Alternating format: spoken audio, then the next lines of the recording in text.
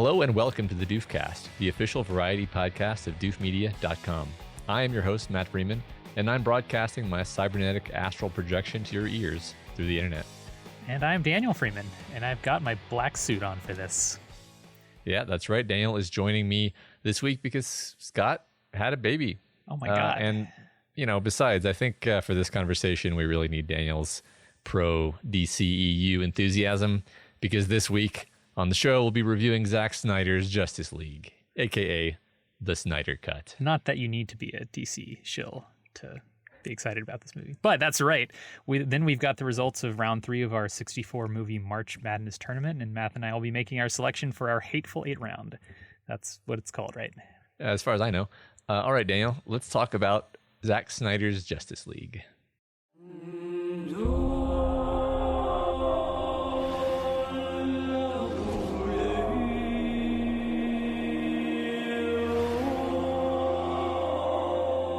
The bell's been rung.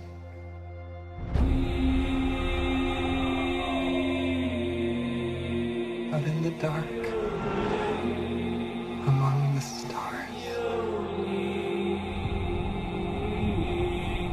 the god is dead. I had a dream. Almost like a premonition. I think there's an attack coming. My lord, this world will fall. Daniel, what is Zack Snyder's Justice League about? Determined to ensure Superman's ultimate sacrifice was not in vain, Bruce Wayne aligns forces with Diana Prince with plans to recruit a team of metahumans, parahumans, to protect the world from an approaching threat of catastrophic proportions. Written by Zack Snyder, Chris Terrio, Will Beall, directed by Zack Snyder, then Joss Whedon, then Zack Snyder again. That's right, Daniel. Gosh, where to even start with this cultural phenomenon, this once in a lifetime not cinematic. Yeah, it's kind of incredible. So I think that's a good place to start, actually, that this isn't actually a movie. It's not a movie. It's not a movie at all. It's breaking the formula of movies, and it's doing something that you couldn't do with a movie. It's a new thing. That's what was most exciting to me about it, because, okay, first thing I want to say is how mad I am that this was good. Why would you be mad at such a joy, at a delightful thing to exist? I mean, it's very sick. It's a very sick thing for me to say, right? But like knowing all of the drama that surrounded it, I was like, God, this is such a terrible idea. This is going to be awful. You'd probably make a supercut of all of the times on the show that I've said this was a terrible idea, and I expected it to just do terribly and nobody would like it. And I watch it, and it's like incredibly watchable for being 4 hours. I liked it. I enjoyed it. It had a lot of great moments. I don't know, man. It worked on me really well, and I'm really mad. But now of course I'm happy because you shouldn't be mad that something was good. That's right. Stupid. And I would go even further to say that, like, there's no reason to expect that the correct length of like visual storytelling nugget is approximately as long as you're willing to sit in a theater without having to go to the bathroom.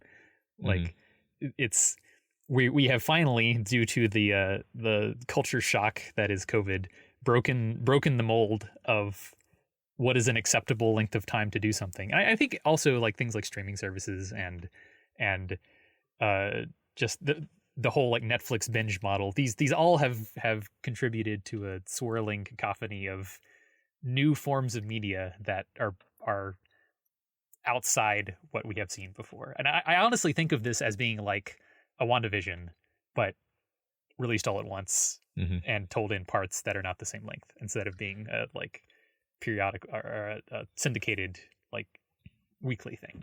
I think they're similar models, actually, more similar than they are to movies. I mean, that's probably true. I do think it's interesting how people want to lump it in. That like I've heard many times people saying like, well, it's broken into 6 parts, so it's more like a TV show. And I'm kind of like, but it's not yeah, I really guess, a TV show. Yeah, I'm like, I guess if you have to compare it to something, but I'm just like, no, this is a cool new thing where this is maybe this is the only time in history when something like this is really going to work, because there's a reason why you're not going to release a movie that costs $70 million extra dollars on a streaming service for free in normal times. But here they were able to do it, and Snyder took advantage of the fact that there would not be a time limit. And like, here's the thing, I've heard people saying like, oh yeah, they could have cut this out, they could have cut that out, they could have got it down to 2 hours, and I'm like, I mean, not really, because what worked about this movie is that each of the Justice League characters actually has stuff going on with them, and I really do think each of the Justice League characters has like their own cool moment where you actually feel something. Yeah, it's unapologetic about using all of the breathing room that it has earned for itself by existing. Yes, and it makes there is no clearly edited down anything about this product. I mean, we need a new word for it because it's not a movie. Mm-hmm. It's a visual hero experience. Yeah. Well, like don't like plays and musicals and operas sometimes take like many hours? Operas, yes. And they usually have like many parts or whatever.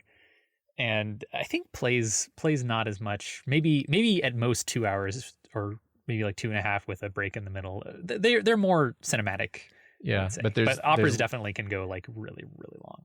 But in anything that has the concept of the intermission, I feel like there's much less of this like this sense of like, you know, you got an hour and a half because you got to get your date home by 8:30 or whatever.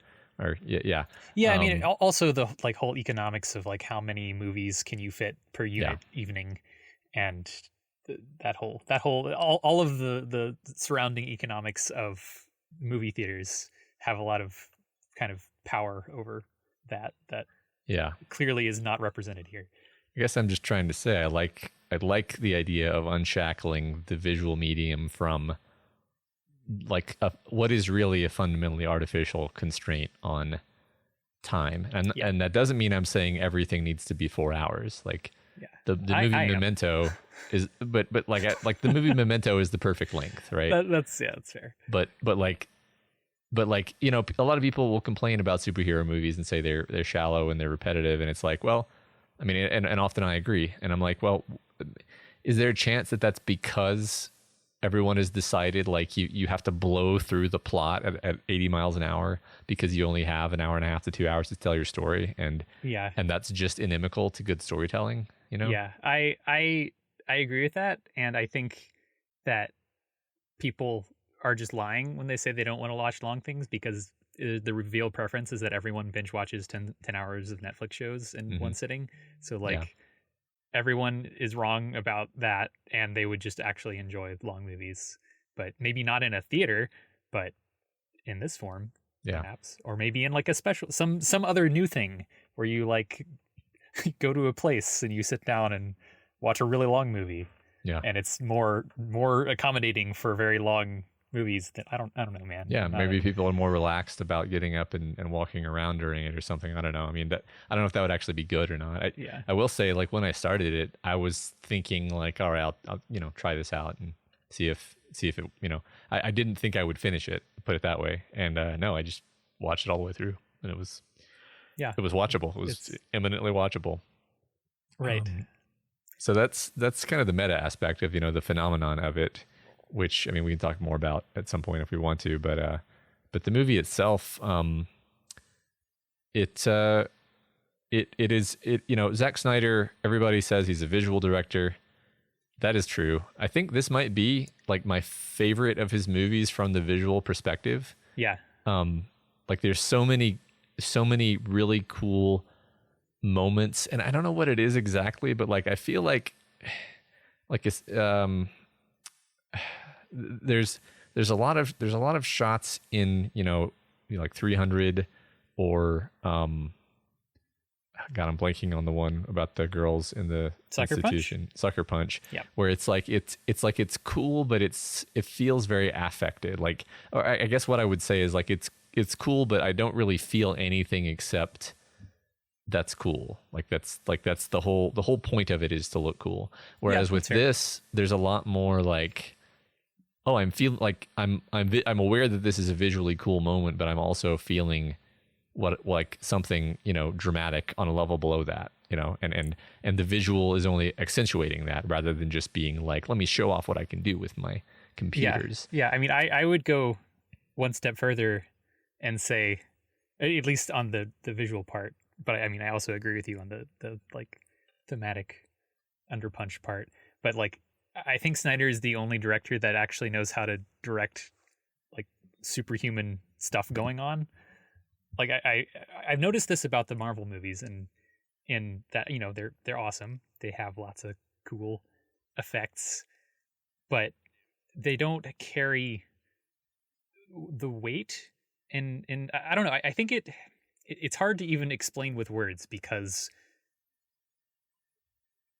all I'm basing this off of is just the contrast in my mind, where like, you see, take the scene where Wonder Woman saves all of the children, and like I think it's the contrast of like super slow-mo to show that, Wonder Woman can do bullet time, shot beautifully, contrasted with Wonder Woman moving superhumanly fast to block a whole bunch of bullets, and then finally exploding a guy. Like that sequence of events is like more, you feel like this thing is more superhuman than anything you've ever seen in a Marvel movie, except maybe until like recent Marvel era. Yeah, there's definitely a sense of the kinetic. It's funny, we were kind of talking about this regarding Raya and the Last Dragon just last week, where I was really impressed by the CGI in that movie because it had a feeling of weight to the fighting, which it almost took me off guard because I was expecting like a kids movie, and I was like, wow, this is like the best CGI fighting I've ever seen. But this movie, I think, does it too. There's a feeling of physicality to the movements, but there's also, like you said, it's successfully conveying an impression of I don't know what to say other than the superhuman, the amazing, the incredible, the fantastic. It touches you in a way emotionally. Right. And I'm not going to say I never feel that in Marvel movies, but Marvel movies are like rarely trying to do that, is I think the way to say it. Yeah. And I mean, I remember there was a similar scene in Man of Steel where like one of the I forgot her name. It was like one of the Kryptonians that came with General Zod. Zora. Was it Zora? I don't know. Like there's like a fight scene. I don't know. With her, I think it was between her and Superman.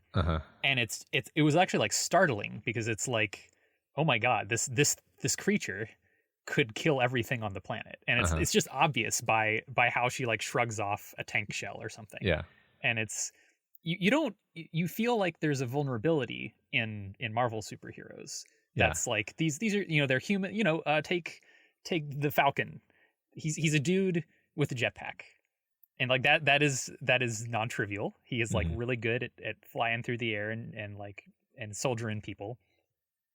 Or even like Thor. Like, I mean, Thor is like the most godlike of the Marvel characters, and he like literally flies around with a spinning hammer thing. But like, I don't feel the raw like physicality and kineticness in Thor that I do from like,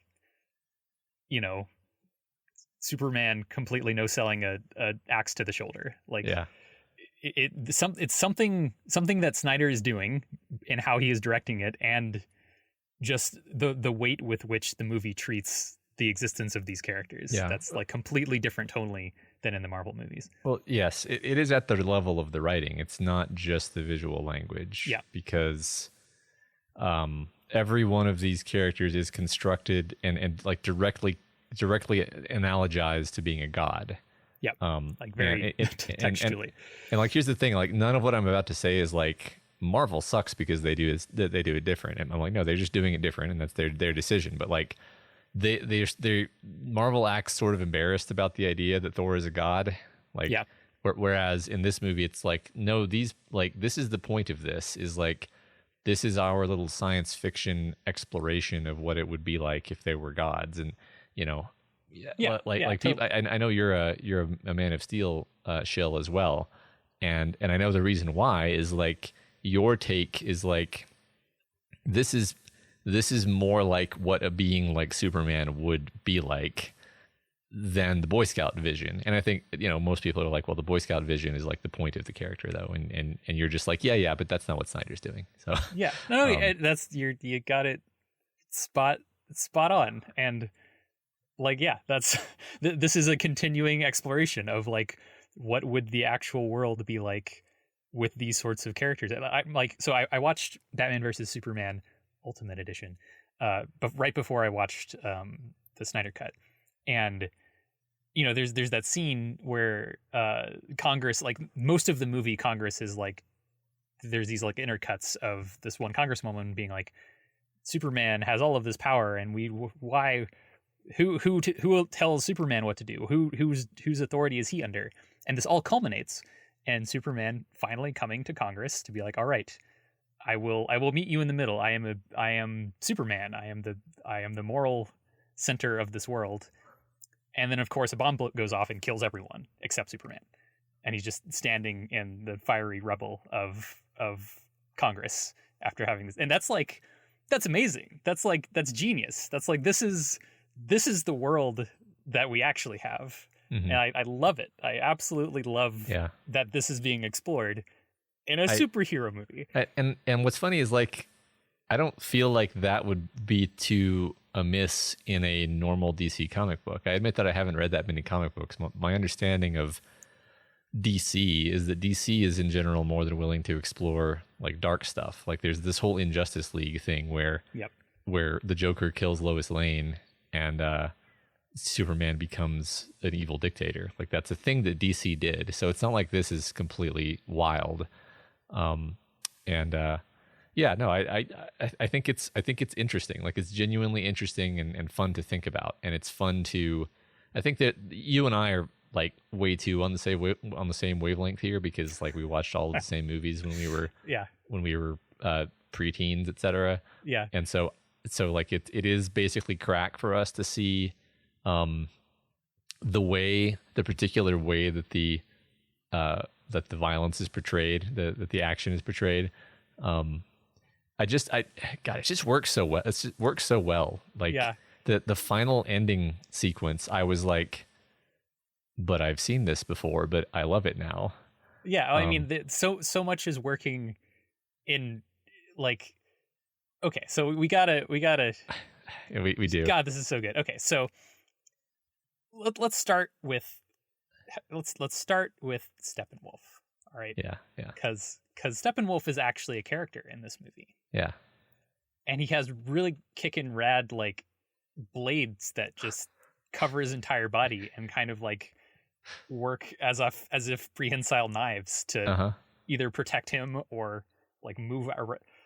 What a cool design, Matt. It is a really cool design. What a cool design. What a cool like tragic character who's like, we have these hints of totally shown not told backstory of like, he did something in the past and now he is spurned from Darkseid, and he like desperately wants to get back in the good graces of the bad guys. But what's great is also he sucks. Like it's not he's not sympathetic to the degree even that Thanos is sympathetic, and Thanos is still obviously a horrible person.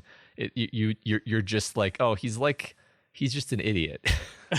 He's just like a really super powered idiot, and you feel bad for him. Yeah, I didn't think it was possible to make me feel bad for a character called Steppenwolf. But Snyder pulled it off. Yeah, they do the cute eyes at one point. That's what my kids call the cute eyes when a character has like big eyes that are slightly watery. Yeah, you're totally right. Yeah. Oh my God, is that when he was like when he first saw Darkseid again after like a long time? Is in one of those moments where he's talking about Darkseid. Yeah. Yeah. It's beautiful. It's great. Remember when Superman lasers his horn off? That was basically just to be cruel. Yeah. God, just like Oh, the whole ending. Uh-huh. Like, we really we should have had like Michael on or somebody who would argue with try us? to make an argument that No. this was a bad movie. You know because- what? I've ceded far too much ground to the naysayers. I have the platform now. Me and you, Daniel, we're going to defend Snyder without brooking any opposition. It's actually just great. Yeah, let's see. Just briefly setting aside sort of the like awesomeness. There's a lot of great like dramatic moments. Like I thought everything with Cyborg was really good. I was really pleased and impressed. So I think, and this is actually not to go all like, deep diving on the director or whatever, but like the movie has internal cohesion that makes that work even better, to the extent that like you said this earlier, every Justice League member has something of an arc. All of them are tied together with this like every single Justice League member has weird parent issues going on, and then there's the Cyborg central plot, which is like, telling the theme to your face. Here is Cyborg with this sort of strained relationship with his father, and it's just like everything works together synergistically, and it's like, look at this great little story we have in the middle of our superhero movie. Yeah, no, it's I would even dare say it's well paced, which is, it seems like a wild thing to say for a 4-hour movie. But it's not like, a movie. Exactly. The progression of Cyborg's character, like every beat of that felt like it landed at about the right spot. And because it was like spread out and took its time, by the time you get to the moment when, spoilers, his father dies, you're like, oh, like I really am invested in this, and that's like, I'm really sad for this character, and like, how is he going to react to this? And and it's tragic. And like all of the other Justice League characters realize the gravity of what's happened, and you see the movie gives even a moment to show them reacting with sorrow to the loss of their comrade, to their comrade's loss rather. And it's like, oh, this is like they're becoming a team, they're becoming a family, the connections between them are being created, and I'm buying it, you know. And that doesn't happen unless you give it the room to breathe, and unless, of course, you spend the time on it. And and I feel like I don't even know if this would have worked well if it had been like, the Flash movie and the extra 3 Aquaman movies and like another Cyborg, and then this all culminated in like a final, like sort of the Avengers model, where or the Marvel model, where you have like 30 superhero movies that all culminate in the big thing.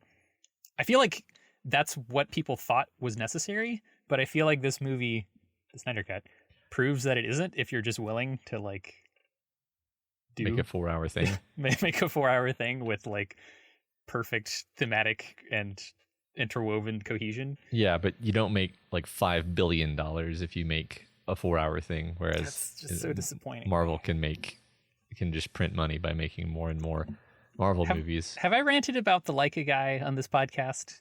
No. You know the studio Leica? I know the studio Leica that makes the stop motion animation like stuff. Kubo and the Two Strings. Like Kubo and 2 Strings and Coraline. And so that whole studio is entirely propped up by the heir to the Nike fortune. Okay. And every single movie doesn't make money. Uh-huh. And most of the movies don't even like win awards, because like Pixar or whatever wins every year. Uh-huh. But they're all incredible. Yeah. And what I'm trying to say is someday I want to be like that guy. You just want to be the patron of the arts. I want to be, well, I mean, he like actually is in there. He's like doing stop motion work on like shots. It's like his lifeblood is to just burn hundreds of millions of dollars on like these beautiful pieces of cinema that are not appreciated enough and will now exist forever. This is how we should all aspire to live. I mean, yeah, Coraline is one of my favorite movies of all time. Yes.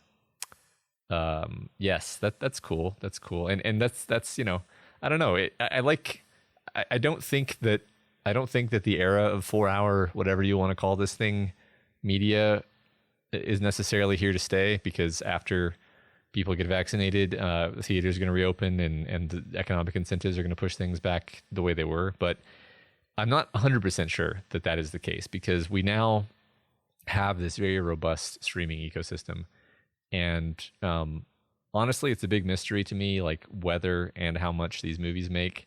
Like, I mean, I literally have no idea whether, you know, you know, HBO or whoever's left holding the bag for this movie, like, are they going to regret this? Are they going to think it was a great idea? I don't know. I have no idea. And I don't know if you can actually figure that out, because I don't think they release their numbers, or the numbers they do release are kind of massaged. I think it's not like theater box office numbers. Yeah. But I don't know. I kind of I like that we're in an era where media is becoming untethered from like cookie cutter formats that we've lived with for the last, you know, I don't know. I guess it's like probably like 70 or 80 years or something. I don't know how long movies have been movie length exactly.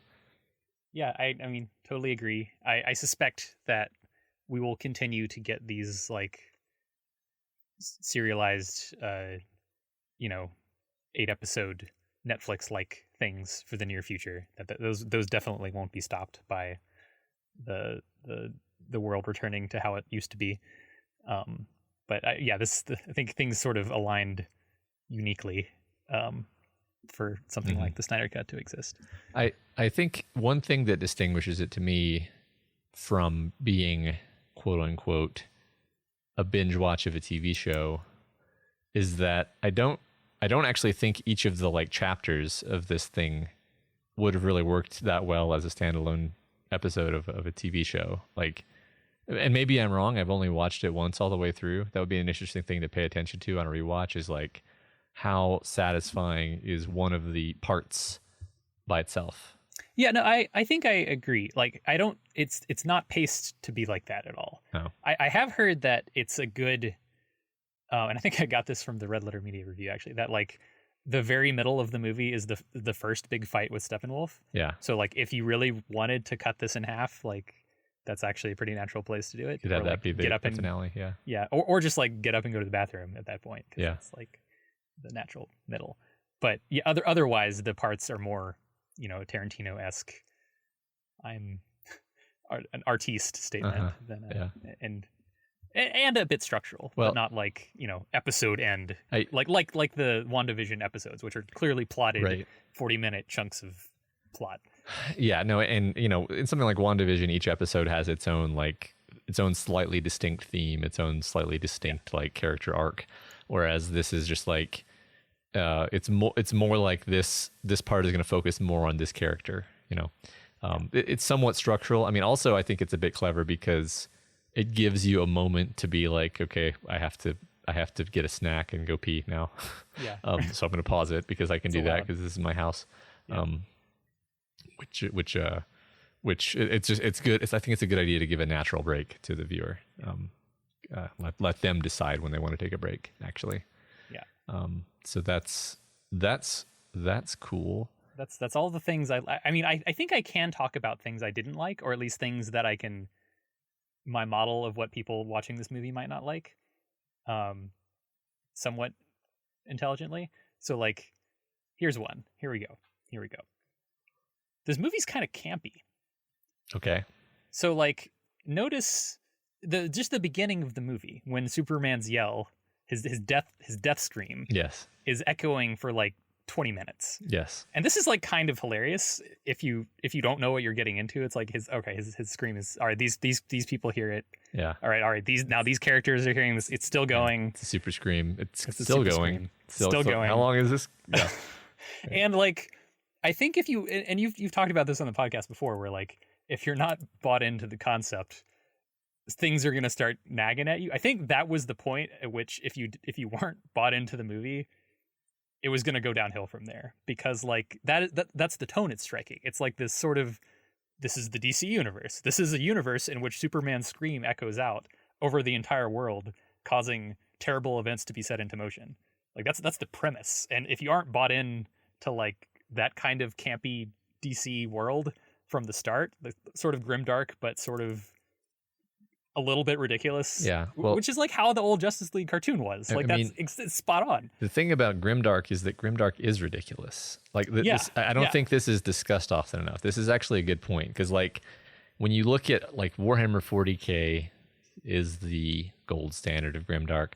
Warhammer 40K is ridiculous. It's bonkers. It's hilarious. It is the whole orc race is a joke. The Space Marines are basically like just a caricature, right? There's like a caricature of like, you know, the ultimate badass, but to the extent where you look at it and you're just like, okay, come on, like that's a bit much. It's extremely over the top on purpose. Right. In every way. And so I agree with you, you know, like another, so it's funny to me because I think most of the stuff that actually felt, I don't know if I would necessarily use the word campy, but I know exactly what you mean. A lot of the stuff that felt that way was toward the very beginning where you have the death scream. Yep. And then you're zipping around between all of these ridiculous locations like the underwater Aquaman place. And you're like, okay, this is just wild. We're just being bombarded with visual imagery. And then we go over to I don't know if it's linked like directly, but pretty soon after that, we go to Wonder Woman beating up the terrorists. And like, God, it was such a great scene. And what's hilarious about that is like, they're like, we have no demands. We just want to kill people. And it's, and that's so like, it's so good. Like that again is like a self caricature. They right? set a timer. They set a time. Yeah. No, because they want to kill them. Like it is funny. It is funny. It's right? hilarious. Wonder Woman is saving like several city blocks from evil suited terrorists who just want to blow people up. Like it's, and then she ends it by exploding the guy. Yeah. We've already established Wonder Woman can move faster than bullets. Uh-huh. The guy is pointing a gun at her, and her solution is to use her godlike bracers to explode him and the entire wall behind her. Yeah, she just wants to kill him. She just wants to kill him, and that's what Wonder Woman does canonically. Wonder Woman, she kills people. She's the executioner. She's the executioner. Yeah, I'm sort of just noticing that Superman is the one who throws Steppenwolf, and then exactly. and she's like, well, no, that's not enough. Better He'll not let him back. live. Cuts his head off, which and then Darkseid puts his foot on his head, which is so good. Oh my god. This movie knows what it's doing. People think it's like, oh, this is so stupid. Wonder Woman, she exploded the whole. Of course, she exploded the whole wall. That's awesome. Yeah, she's a Greek goddess. What do you expect from a Greek goddess? You must know nothing about mythology. The little girl asks her, "I don't even like. Can I be like you when I grow up or something?" And she's like, "You can be anything you want to be." Because that's what kind of universe this is. Because it's true, probably. Yeah, just find a serum or something. Yeah. Yeah. Oh my god. It's genius. This is and again, this is the frame of mind that you have to adopt if you want to enjoy this movie. I think it's very easy to not enjoy this movie because you can see that whole scene and you can be like, this is stupid. She wouldn't do that. She can move faster than bullets. That girl isn't going to grow up to be like a goddess. No. She's just a child. This is the Doof rule of watching media, which makes media more fun, by the way, is instead of thinking you're smarter than the creator, ask why they did that thing and be open to the idea that there is a reason. And yeah, like it is absolutely logically consistent that this version of Wonder Woman is a murderer.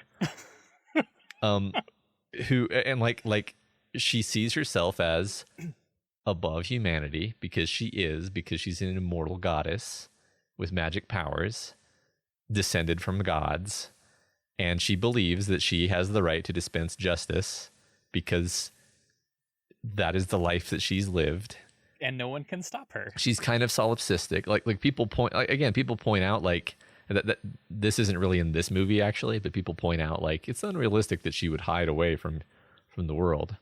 And I'm like, why do you say that? What about this character makes you think that she cares about people that much? This is solipsistic murder Wonder Woman. This is she's detached from humanity because she's a goddess. much like this version of Superman.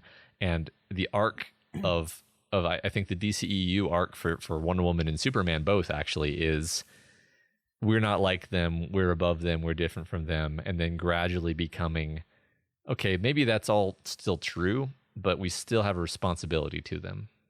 Yeah. Because neither of these characters ends the movie being like, you know, I am a human, because they're not. In fact, neither of them are.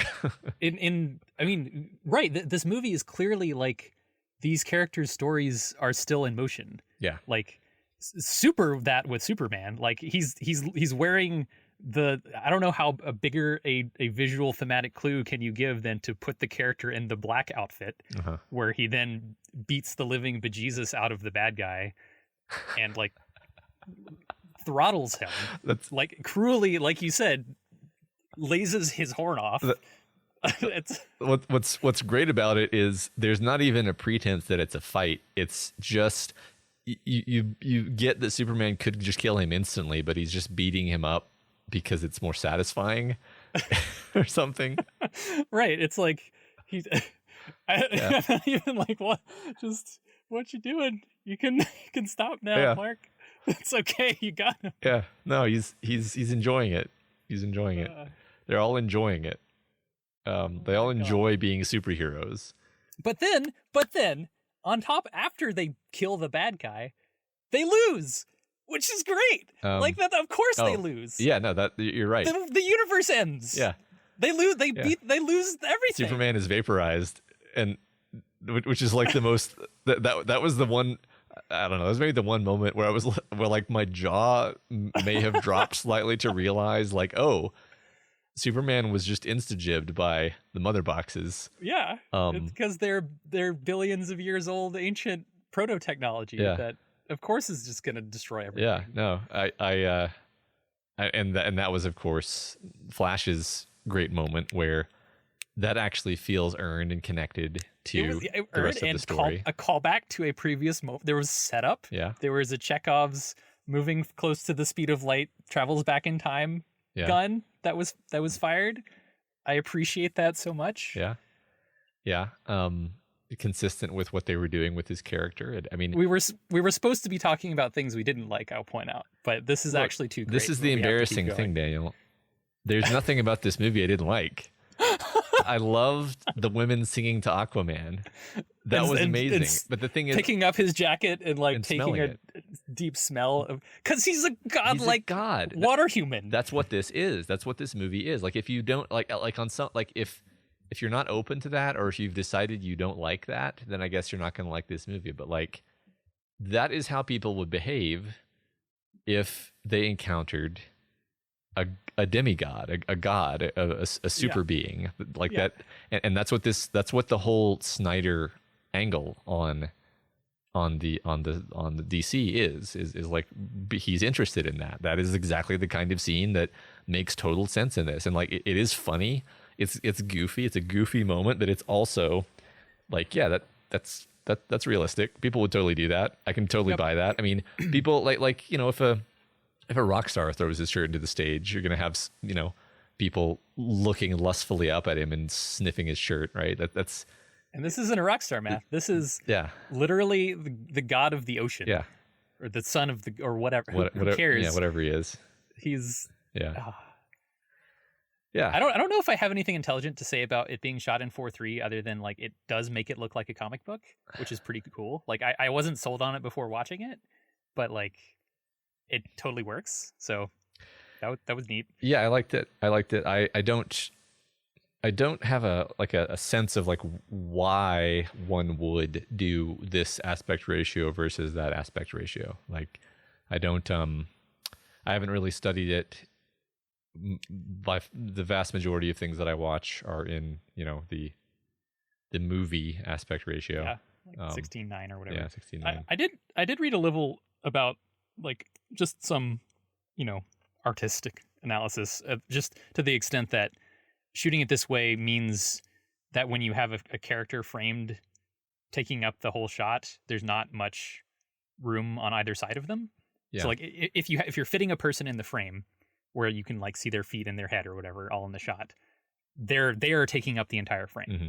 There's not like, trees to the left taking up about like with a kind of rule of thirds thing going on. There's not it's just them. Like it's the whole person. And Snyder loves these like God shots where it's just looking directly up at the character with the character taking up the entire frame.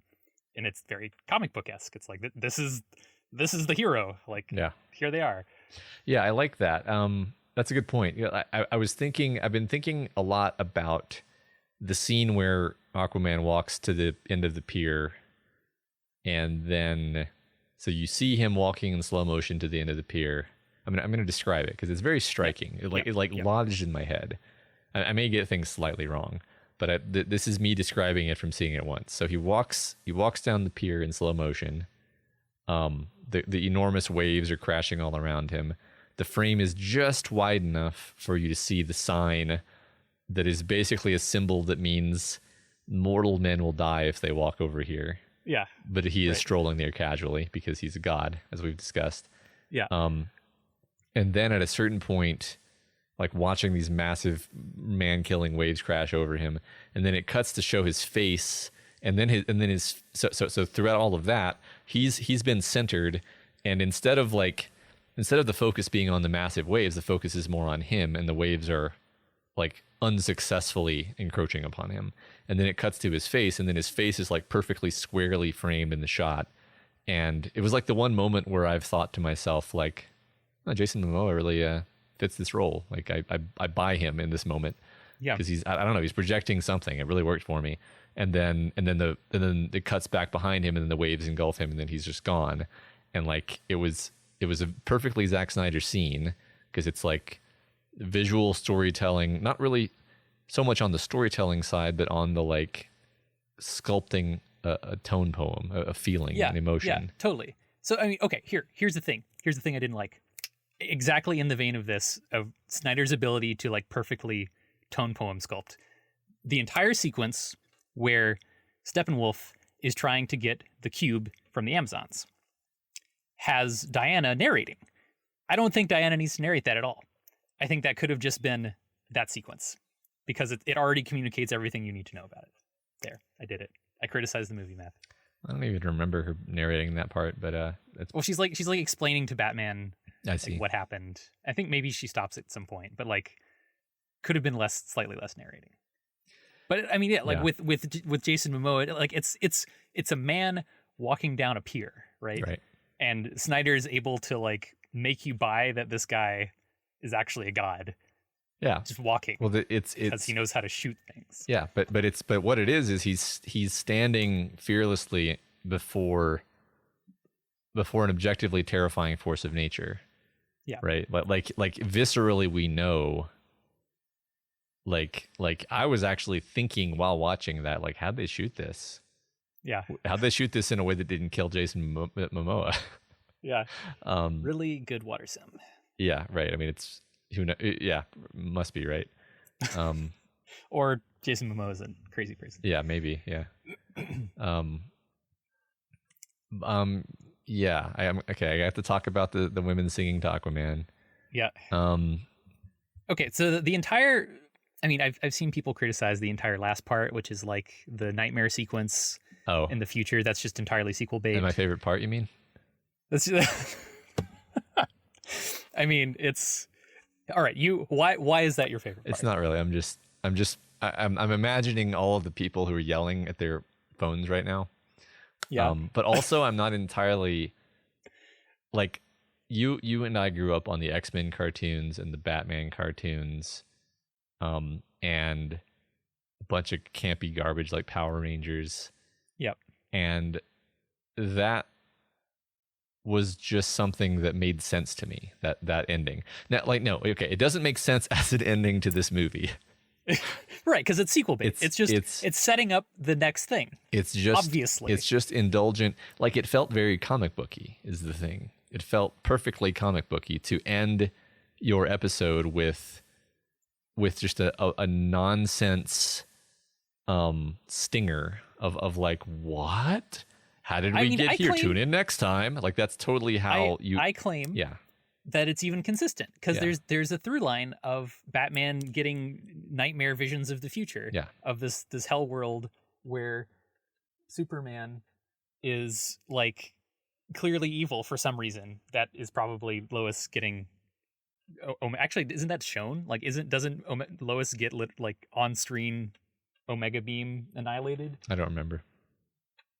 Because that there is a quick scene of that happening, right, with the eye lasers that like move in different directions, which looks really cool, by the way. which was just the coolest thing ever, right? Yeah. So like that was in any way my point is that this didn't come out of nowhere. It's like this is the undercurrent thing to be resolved, intimately tied to the fact that Superman isn't all the way better. In fact, Superman was just brought back with clearly crazy technology that no one understands and is clearly capable of destroying the universe. Right. And the mother So, boxes like- are explicitly evil. So like Yeah.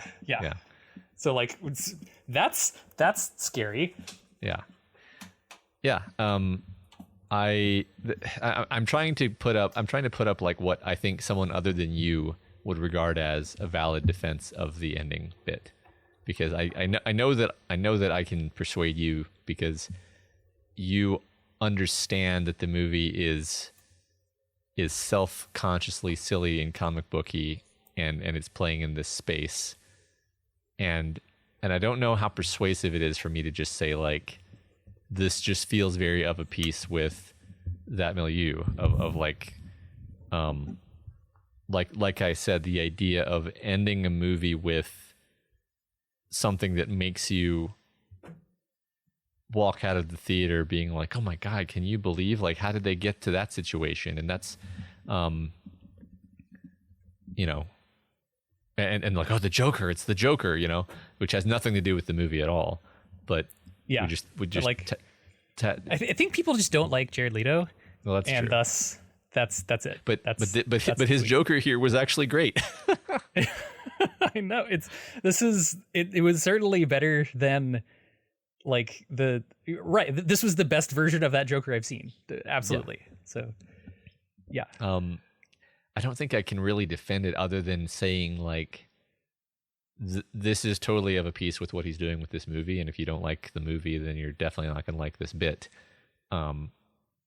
There's so many times that, like, as a critic, where it becomes evident that like the problem people have is that they just aren't interested in the thing the movie is doing, and they wish it were doing something else.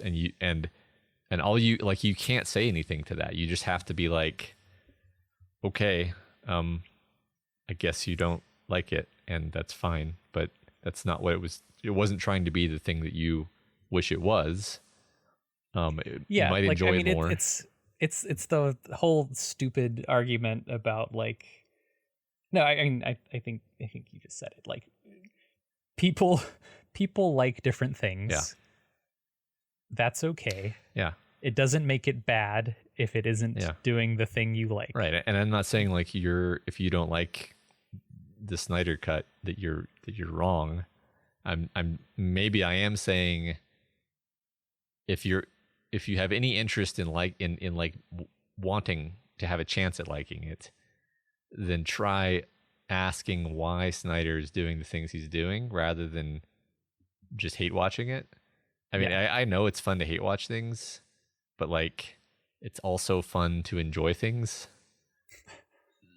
I don't know. I'm really not trying to persuade anyone of anything here. I'm just like kind of just tickled and delighted that it worked on me this well. And same. Yeah. I am so happy. I never in 1,000 years would have thought that this would happen. Yep. Matt. Is it actually time now? Do we have to do it? We do. We have to do we it. have to? We have to. Well, I mean, it would be funny not to at all. I already said the name in this podcast. I said the Whedon name once. So I technically already broke our plan. It's okay. Our plan was to not mention the original cut of this movie at all. The thing is, I don't have much to say. I don't either. Like, other than it was bad, and this movie was good because it didn't have all of the stupid stuff. it's clear in hindsight. I'm even going to give Whedon some credit here that he was handed another director's movie that is completely not in Whedon's style. And Whedon took that and made a Whedon movie. I don't think Whedon understood. Maybe that's mean to say. No, I don't think he understood the movie at all. I don't think he understands or likes or neither of those things what Snyder's vision and thematic interests are. Yeah, I think I agree with that. I mean, or at least he didn't want he didn't want to make that kind of movie. Yeah. Whereas the kind of movie Snyder was after was, richly thematically consistent and about this thing we keep hammering on, which is like this world in which gods exist and are walking amongst us. And like Whedon's movie is a Marvel movie. It's like it's Snyder's movie cut to be like a Marvel movie. Yeah. Which like okay, that's I mean, it ended up being really bad. But that's what happens when you take something that's a completely different tone. And try to just shove it into a Marvel hole. Yes. Well, you're being very nice and generous, and that's fine. But like everyone should go watch the Red Letter Media discussion of this movie because they do the funnest thing ever, which is they just show the bits which we now know were Whedon rewrites and reshoots that he added in, and it's so grating. It's like, oh, he carefully and at great expense added the stupidest lines in the movie. Like all of the stupid lines that were in the original cut were things that not only did he write, but he like reconstructed the entire set and rehired all the actors and redid all the CGI so that he could insert his stupid joke. And if you're the sort of director that is like sees what Snyder was trying to do and are like, I can't pull this off, then maybe I'm trying to defend Whedon and I can't do it. It's fine. It was really quite terrible. It was awful. It was terrible. Well, that's the thing. Like defend the best thing I can say to defend Whedon is just to say, like if somebody else gave me their novel and was like, could you, I can't do this. Can you finish this for me? Oh, by the way, the novel is 1,000 pages. It actually can only be released as a 400-page copy. Like I would be like, shit.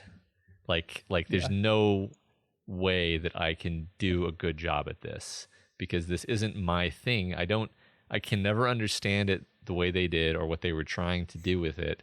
All I can do is sort of redo it as my thing and try to keep the bones of what they were doing. And even that, that if you've never like written anything long or edited anything long, you may not realize that that's like impossible. It's an impossible ask. It's going to be bad. Definitely. It's definitely going to be bad. So, I mean, that's the defense of Whedon, is that he was asked to do an impossible task and he tried and the movie was bad and nobody should be surprised by that. Which is just like look at Steppenwolf. in the old one, and he looks like, how every once in a while EverQuest would have an expansion and there would be like a new dungeon and the creatures would just look like weird aliens with kind of bad textures. That's what Whedon's Steppenwolf looks like. Like just one of those like weird bear bird lizard things. I know what you mean. It doesn't look like anything. He's got a cartoon face. You don't feel anything for him because he's a cartoon. Yeah, it's a remarkably uninteresting visual design, especially compared to the new design, which is a very visually arresting image, like the knife suit, like you pointed out. You're like, whoa, it's made of knives. It's cool. It moves up and it like encloses his face when he's in battle, and then like retracts when he's talking to people. Yeah, God, that's cool. It's so cool. That's so cool. All right. I'm done gushing about this heartbreaking work of staggering genius. I hereby and with no hesitation stamp the Snyder Cut with the Doof Media imprimatur seal of approval, which cannot be revoked by anyone. It's set. I said it on air. It's done. Best superhero movie since Man of Steel. I don't know if I'd go that far. Well, you have to realize in my universe, Marvel movies are not actually superhero movies. Oh, I see. Okay. That's a very interesting take. I mean, of course, the main, you could get thematic about this because the leading light of the Marvel movies, who would you say is the most important character in the MCU phase, whatever that last phase was? Iron Man. The guy who doesn't have any superpowers. Correct. Yep. Yes. Right. And it's and they couldn't really figure out what to do with Thor for a long time. Yep. And then they went comedy with Thor, and it worked because Chris Hemsworth is a extremely charismatic and hilarious person. But in so doing, by going comedy with your most godlike character, you neuter him, you defang him, you turn him into a joke rather than being a fearsome, sort of intrinsically terrifying and terrible thing that he's your buddy Thor. He's not Thor, God of Thunder. He's not a person walking around with a nuclear weapon attached to them. Right.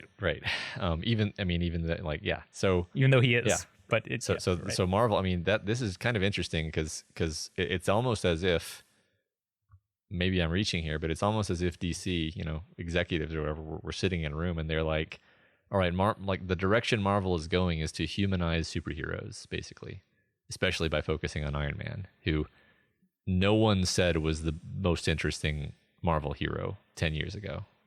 Yeah. And now everyone loves Iron Man. Humanizing superheroes. Okay, well, we can't do the same thing. And by the way, we have Superman, who's already super well known and popular and beloved. So let's make our thing be dehumanizing them, making it clear that these are super beings. I feel like that's a very interesting thematic distinction between the approaches of the two studios. Or at least that's what Snyder was doing. I think that was not done very well with the most recent Wonder Woman movie.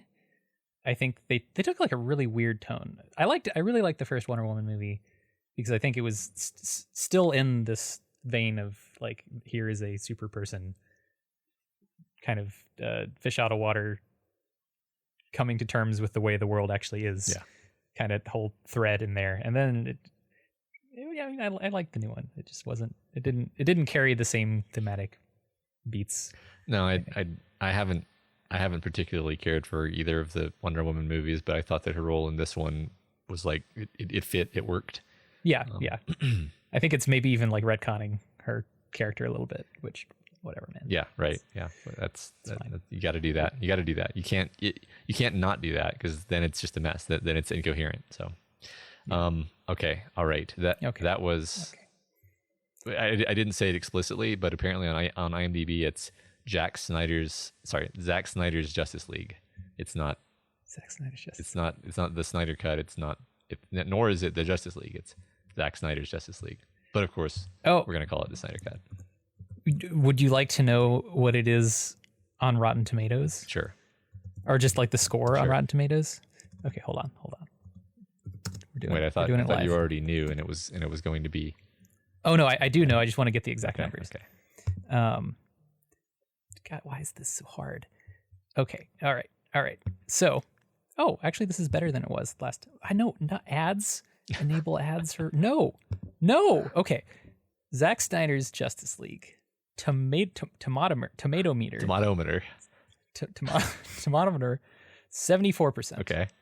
Respectable. Decent. Audience score 96%. Oh God. That's actually so we're just objectively his highest audience score. Yeah. We're, higher than 300. So this is actually the best movie ever made. Yeah. Okay. Correct. All right. Well, that's a good note to end this on. All right, Daniel.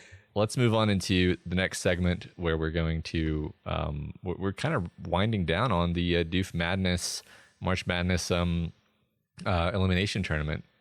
So what we're doing here, for those who may be kind of dropping into the middle of this, is that we are making all of the movies that we have ever reviewed on the Doofcast face off against each other, and all of the movies that lose will be jettisoned into the sun, actually. and burned. There will from only history. be the winner remaining. So last week was the Sweet 16, and so here are the Sweet 16 results. We had in one matchup The Matrix versus Snowpiercer, and Matrix took the victory rather handily with 87% margin. That's unsurprising. The Matrix is the best movie ever made. Yes, it is. I don't want to ever have to vote against it, but I may. So That's yeah. What's the next? Go ahead. Okay, so sorry. Then the next matchup is Spider-Man Into the Spider-Verse versus Zodiac, and I think this is perhaps an upset considering Zodiac is a pretty amazing movie. Yeah, Scott's not gonna like this. Spider-Man Into the Spider-Verse wins it with 75 to Zodiac's 25. Yeah. I mean, Spider-Man is it's like a super fun movie, whereas Zodiac's a movie where you kind of have to be in a really black mood to enjoy it. I mean, I feel like I'm gonna fight your little hypothetical here. There's the whole world in which movies can be put head to head, and claim that there are different axes along which things can win, and there's not actually a principled way to compare things. Of course. When you have, more than one axis to compare. It's flawed. This is a flawed system. No, you're obviously and it's wrong. You're obviously right, but that's the fun of the concept, is it forces you to juxtapose movies that you never would have thought of juxtaposing before, and weigh in your own mind what you care about and how you think about these things. Is it fun or is it deeply flawed? It's fun. The pain is the fun part. The next matchup is The Princess Bride versus The Sixth Sense, for example, and The Princess Bride wins with 71% over The Sixth Sense. But that's because it's a better movie. Well, along every axis. I don't know about that. Actually, that's not true. The Sixth Sense is a better horror movie. But then how does one compare I think a horror movie to the best Princess Bride ever made, which is what The Princess Bride is? I think when you get up into this tier of movie, I think it actually is just more like, which movie makes you feel better? Yeah, but then that's another axis. Is that the axis upon which we judge all movies, Matt? Once you've solved the human values, we can return to this. That's fair. I've been upset every single time I listen to you guys rank these movies. Been listening for many casts, and this is me letting my frustrations out. All right. You know what? Let her rip, Daniel. Next comparison, which is just completely not fair, is Akira versus Live, Die, Repeat, Die Another Day. Edge of Tomorrow. Yes, right. Edge of Tomorrow. Which this is just wrong, because again, how to compare the best piece of anime ever made with the best action movie ever made? Well, The Matrix is the best action movie ever made. So right, that's why it's except for The Matrix. I mean, so Live, Die, Repeat. It's the best Groundhog Day action movie. That is the best Groundhog Day action movie ever made. Here's how you compare it, Daniel. I'll explain. Live, Die, Repeat got 68%, and Akira got 32% of the vote, and so Live, Die, Repeat wins and is the better movie. That's so disappointing. Yep. Next one, Mad Max Fury Road versus Avengers Endgame. I don't have a dog in this fight. Yeah, I mean, it's part of me wants to say these are quote unquote similar movies. I think what I mean there is just like they're both like big and epic and full of intense action. But anyway, Mad Max takes it with 63%, which seems right. It's all right. Next one. Yep. Next one. I thought The Fifth Element are okay. So Fight Club versus The Fifth Element. These are very different textures of movie. They are different mouthfeel entirely. Like I could chew The Fifth Element, but Fight Club is like a hard candy that takes it's a jawbreaker. 2 decades to fully digest. That's the funniest thing I've ever said. Anyway, like a jawbreaker. Yeah. Fight Club wins it with 61, which. Okay. That's too close because Fifth Element is not that good, people. You need to rewatch it. I did watch it lately, and you guys dragged it last time too, and it was It was okay. Yeah, it was okay. But like, it wasn't bad. It's okay, but it's not even close to Fight Club. That's Yeah. okay, that's All right. Next, we have Who Framed Roger Rabbit versus Starship Troopers. This was surprisingly. Yeah, this is surprisingly close. Roger Rabbit takes it with 61%. I'm very surprised, actually. I mean, I rather egotistically wonder how much of this is due to just like how I lovingly lionized Roger Rabbit on the recent Doofcast, because Starship Troopers is also a great movie. Like, they're both genuinely great movies, and they're the most wildly different movies imaginable. I don't think I've watched either of these movies since I became a person. Well, We were both immersed in these movies as children, essentially, and then you've watched them lately, of course. Yes, you would love to rewatch Who Framed Roger Rabbit, because like part of you probably thinks that you only liked it because you were a kid, but you will realize that it was better than you ever realized it was as a kid. Well, dang. Yeah. I'm excited. No, it's one of my, it's a great movie. It's one of my favorites. Did we say that it won? It won. Yeah, it won. It was pretty close. 61. And then we have the final matchup. Daniel, why don't you tell us how that went? Pan's Labyrinth versus The Prestige. This is a nail biter, and this is also unfair because while these movies are of similar texture, I still claim they are uncomparable. Well, but Pan's Labyrinth won 53 to The Prestige's 47. By far the closest matchup. Okay, so let's take those winners into the next round. Daniel, do you want to the thing that you were just complaining about us doing and you said was you came right up to the edge of saying was unethical. Let's do that thing now. Yeah, cool. Let's do it. All right. So do I have to? This is the thing. There's a link. Yep. Do the link. Follow the link. Do the thing. Following. I am not prepared. All right. Elite. It's called the Elite Eight. That's what we said earlier, this right? Is horrible. Yeah. I think we said. Did we say that? I don't think we said that. No, we didn't. that was on purpose. That was on purpose. All right. So the first matchup, Projects Mayhem. So Scott thinks of these. Now that Scott's not on the air, I can like say that like these are so funny. Like if you're not paying attention to the names he puts on the matchups, then you're missing like the whole point of this. So Projects Mayhem is Mad Max Fury Road versus Fight Club. This is again not fair. What do you think? What are you gonna go with, Daniel? On level, you just got to go with your gut. There's no right answer, as I think you would agree. So I predict that these will also be extremely close, and I predict that Mad Max Fury Road is going to win. So I'm going to vote for Fight Club. Yeah, see, I'm going to vote for Fight Club too, just because I think that I've loved that movie longer and more intensely. And Mad Max Fury Road is great, but like I think I've watched Fight Club like 25 times. So, all right, what's the next matchup? Live Origin Story Repeat, which is Spider-Man Into the Spider-Verse versus Live, Die, Repeat, Edge of Tomorrow. What are you gonna do, Matt? I also predict that Spider-Man Into the Spider-Verse will win. Whereas I could just put on Live, Die, Repeat any day and just put it on loop and just live with it on in the background, which counts for a lot for me. I feel like this is one of those ones where if you catch me, tomorrow, that I might feel different and vote different. But right now, I'm going to vote for Live, Die, Repeat. Oh, this is hard.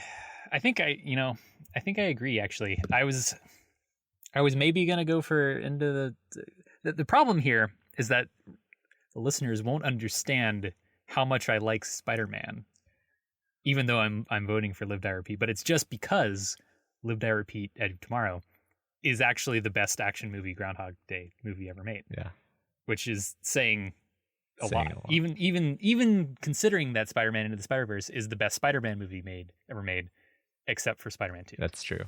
Everything you just said there was correct. Nonetheless, I'm voting for Live, Die. By the way, Cal Subalu commented on that one, just kind of reciting the Spider-Ham song. So that's good. Perfect. All right, next matchup. You Killed My Father. The Princess Bride versus Pan's Labyrinth. What do you think? Well, The Princess Bride, but again, this is not fair because for all of the reasons I've already said. But I'm going with Princess Bride. How about you? It's annoying that we keep agreeing, but I think I will have to agree with you again.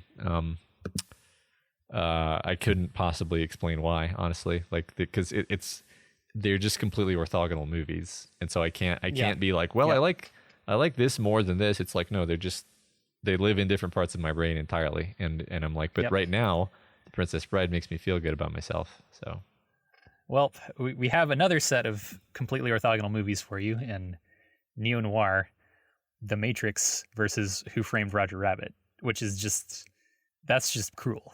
That's just a cruel thing to do to a person. So what do you think, Matt? This is what I feared more than anything. And I'm actually happy that it came to this in a twisted way, because it means that other people love Who Framed Roger Rabbit enough to put it up against The Matrix, because I've always thought that movie was genius and underappreciated. But I think The Matrix may be my favorite movie of all time. And I could not in good like if I'm imagining clicking Who Framed Roger Rabbit and clicking vote and finding that would be unacceptable. So I am having to vote for The Matrix while wanting to repeat that Who Framed Roger Rabbit is a genius, perfect movie. Yeah, and I of course agree with you because we have exactly the same upbringing.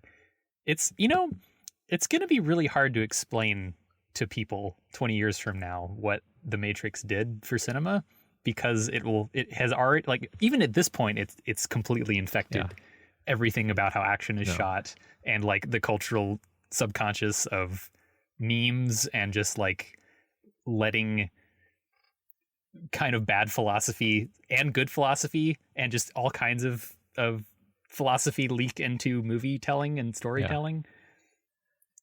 I remember like our family watching it and driving home from the theater, and it was like a bomb had gone off, and we were staggering home from this like life-changing experience. Like I think that movie actually changed the world, and you're right that it's difficult to convey to people what it did. And I mean, all you have to do is look at the 90s movies that came after it, and the early 2000s movies where they were unsuccessfully trying to copy it. And then people kind of figured out how to actually copy it. It's funny. Cal Subalu says they literally flipped a coin.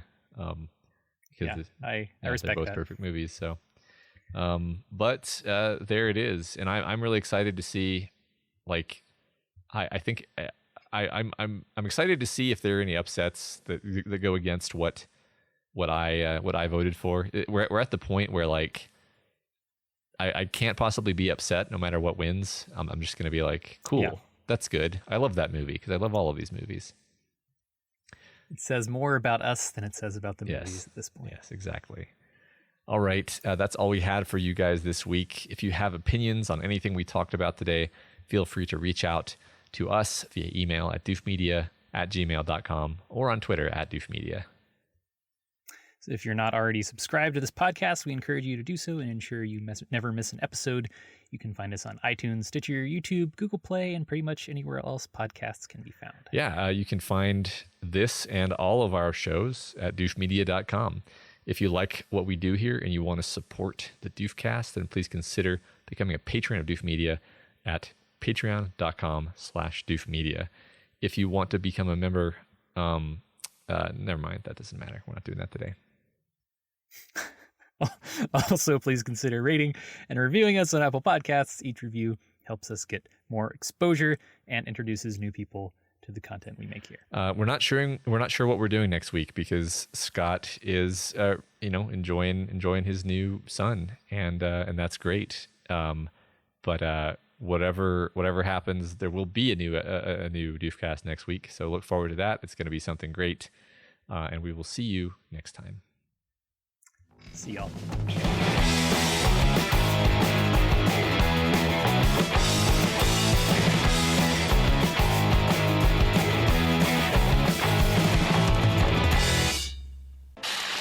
My name is Doof, and you'll do what I say. My name is Doof, and you'll do what I say.